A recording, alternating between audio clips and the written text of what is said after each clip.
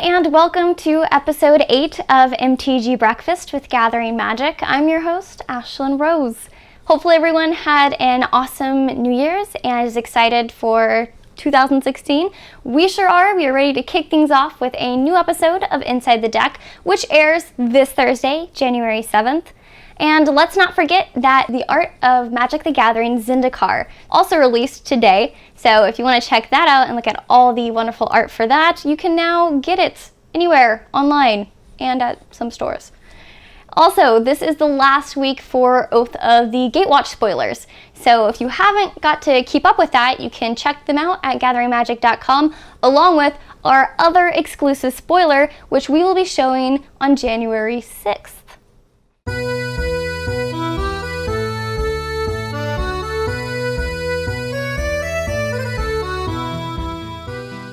Hi there, it's Kevin with Deckbuilder.com here at this week's episode of the MTG Breakfast.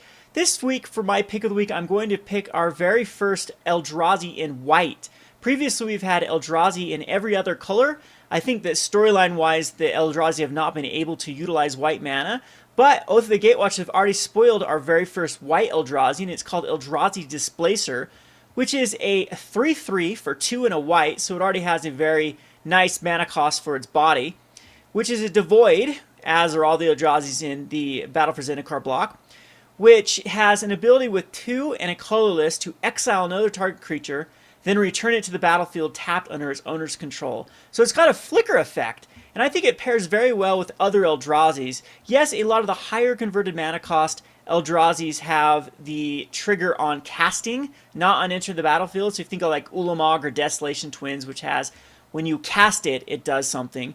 But a lot of the lesser Eldrazi, like the Wasteland Strangler or anything that produces Eldrazi Scions or Eldrazi Spawns from the old Zendikar block, are on entering the battlefield effect. So I think it pairs very well in kind of like an Eldrazi tribal. But where I think this card really shines is in white is known for flicker effects. We have Restoration Angel that has been abused in the past, especially if you can think of the times with Thragtusk, being able to flicker, Blade Splicer, Thragtusk, and just get a ton of value. And I think that Eldrazi Displacer is awesome with the flicker ability on a stick, is what we like to call in Magic. This card really reminds me of Deadeye Navigator out of blue, and it's half the cost of Deadeye Navigator. You can get this down to basically a very, very efficient activation to exile another creature and then get value. So I'm thinking this is going to see play in Modern. It gets really exciting with paired with the Eldrazi Temple in the black-white Eldrazi archetype that already exists, because therefore you can flicker a card like Wasteland Strangler. It can flicker Siege Rhino. Heaven forbid we have to deal with that in Standard with a flickering Siege Rhino with Eldrazi Displacer.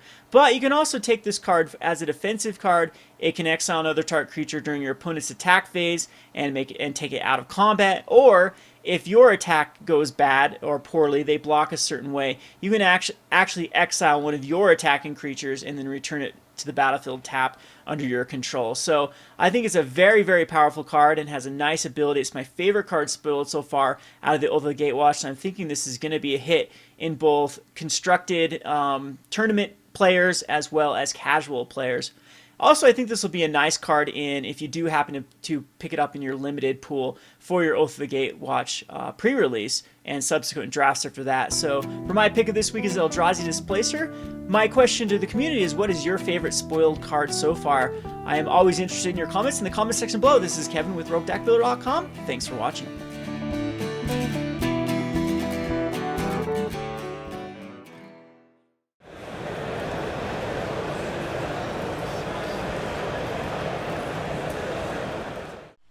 Hey guys, my name is Morgan, and this is Call a Judge.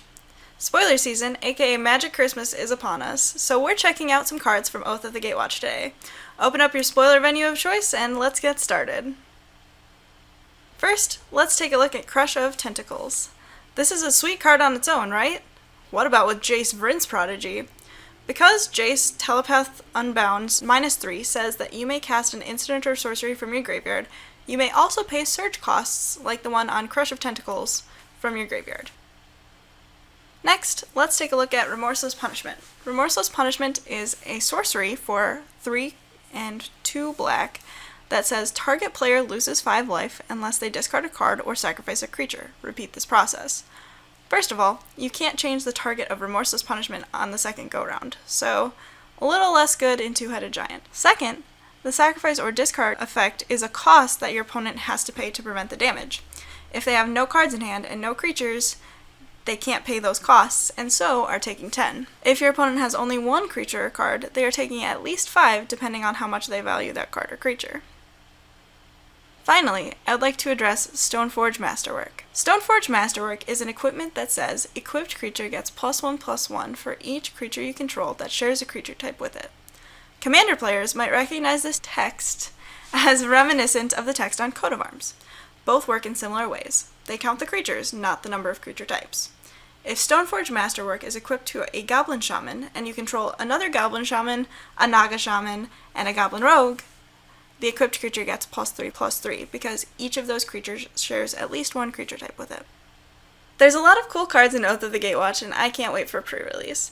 If you have other questions about cards from Oath of the Gatewatch, or just need to call a judge, leave a comment below or email rules@gatheringmagic.com. Hey everyone, welcome back to Lore with Ashlen. Last week we left off with Sorin going to the Eye of Ugin to repair the damage that Chandra, Jace, and Sarkin had done to it, only to have Nissa break the main Hedron, inevitably releasing the Eldrazi Titans from their prison. What's happened next? Let's find out. Well, a couple weeks later, Nissa returns to Bala Ged to speak with the Jiraga Council about all that transpired. Meanwhile, at Fort Kef, Gideon Jura encounters and obliterates an entire brood of lesser Eldrazi's. Unfortunately for him, his efforts were in vain. Shortly after fending off the Eldrazi spawn, Gideon notices Emrakul looming in the distance, seamlessly annihilating everything in its path. He quickly realizes that he is no match for such a creature and returns to Ravnica to seek out a group of planeswalkers he's heard rumors about. Not too long after Gideon's encounter, Emrakul and Kozilek seem to vanish. About 2 years after the Eldrazi were freed, Nissa and the rest of the Jiraga tribe were attacked by Ulamog and his brood. The entire clan was wiped out. Everyone died except for Nissa, and she would have too had it not been for a Grey Pelt who helped save her, who went by the name of Humadi. Shortly after her recovery, she and the others traveling with her encountered a Pathraiser of Ulamog. Using her elemental powers, she awakens the worlds, summoning several elementals to help her defeat the Eldrazi spawn. Now, one of these elementals was special. It didn't leave after battle, and it kind of followed her around like a companion of sorts. This one was what she named Ashaya. Through Ashaya, Nissa learns how to see and manipulate the ley lines of Zendikar, which is what's connected to the Colony Heart, which is what allows her to use the land itself to fight back.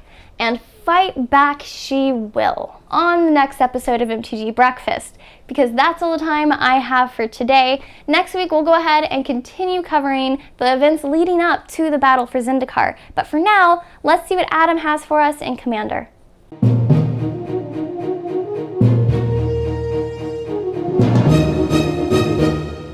Hey Magic YouTubers, it's the Stibs, coming to another Commander Spotlight. This week is all about Oath of the Gatewatch and the awesome new cards and previews that are showing up. The set's going to be released in a couple weeks, but I've got my eyes on some cool Commander picks that I think you should keep an eye out for too. The first is one of Marshall Sutcliffe's limited previews from earlier last week, Reflector Mage. It's a 2/3 for 3 mana that bounces a opponent's creature. Doesn't seem like it maybe stands out in Commander in that regard, but the rest of the text is what matters. The fact that opponents can't cast a spell at all that has that same name until your next turn is one of the few ways to kind of lock out a commander. So if you're playing somebody that has a combo built around their commander deck, or they're using their commander in some sort of powerful way that they've set up a whole bunch of effects for, and you can't answer it any other way, Reflector Mage is a really nice tool to say, hold up, slow down, let's put that back and let's hold that off for another turn cycle. Reflective Mage is a great little tool to keep in mind for blue-white decks. The second card that I'm looking at is Crush of Tentacles. We got this with the World Magic Cup as one of the previews showing off the teamwork mechanic Surge, which basically says if you or a teammate cast something this turn, cast this thing cheaper and get some bonus for it. Crush of Tentacles bonus is amazing. So blue decks really do like ways to slow the game down, get rid of tokens by bouncing everything, reset planeswalkers, just kind of stop what's going on, let me catch up here a little bit. And Crush of Tentacles kind of also helps blue decks out by, if you set it up by casting, Taxian Probe or some really cheap spell before that, basically you get a super cheap 8/8 Octopus for it too. The Surge cost is where it's at. It's a great utility card, and I'm certainly not going to mind if I just have to cast it for 6 mana and kind of put the brakes on something, but if I'm casting it for 5 mana and getting 8/8 along the way, I'm just getting so much value for that. It's unbelievable. I really like those kind of cards for catching up and playing well in multiplayer. The last card I want to talk about is one that I didn't expect to see and really took me by surprise. It was Stoneforge Masterwork. Now, this is an equipment that costs 1 mana to play and 2 mana to equip, and so it doesn't seem like it could be that powerful, but it is. It's basically coat of arms for one creature. Whatever creature you equip, all of the other creatures that you control that share a creature type with it counts up, and it gets +1/+1 for each one. So it can turn, a little kobold off of Prosh Skyrite of Care into, a 6/7 or an 8/9, just something really huge, really quick, and it's really cheap to move it around and kind of play with post-combat, and it's really cheap to tutor up. Trinket Mage can find it, for heaven's sake. It's one of those really interesting cards that, while it's great for tribal decks, and obviously it's not as, powerful as Coat of Arms because it's not pumping all the creatures you control, it doesn't come with the drawback of helping other players in other tribal decks. Making a couple creatures pre-combat, play this down, equip, and swing in, and that's game over for someone. So those are the 3 cards that I've kind of got my eyes on first. I'll keep an eye out for what's coming this week for both of the Gatewatch previews, and I want to know what you're interested in. Send off in the comments below or hit me up on Twitter at @the_stibs, STYBS. Let me know what you think is sweet about Oath of the Gatewatch for Commander. Thanks.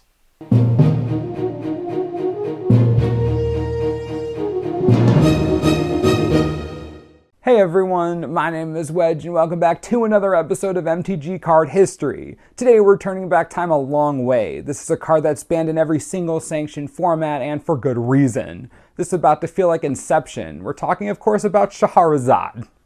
Shahrazad is double white for a sorcery, errata text time. Players play a Magic sub-game using their libraries as their decks. Each player who doesn't win the sub-game loses half of their life rounded up.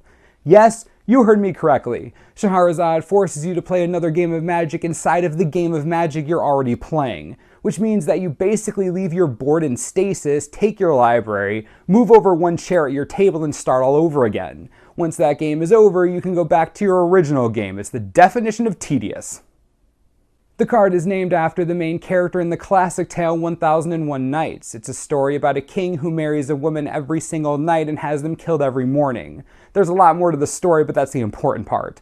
Anyway, Shahrazad offers herself up as the next bride. She marries the king, and on the night of their marriage, she tells him a story, but not the whole story. She ends it on a cliffhanger. The king begs her to tell him the rest of the story, but Shahrazad refuses. The king is forced to postpone her execution, needing to hear the end of the story. This is how Shahrazad survives. She tells the king a story every single night that always ends on a cliffhanger. This goes on for 1001 nights. There are many different versions of the story, but they all end with the king giving Shahrazad a pardon, falling in love with her, or simply not killing her.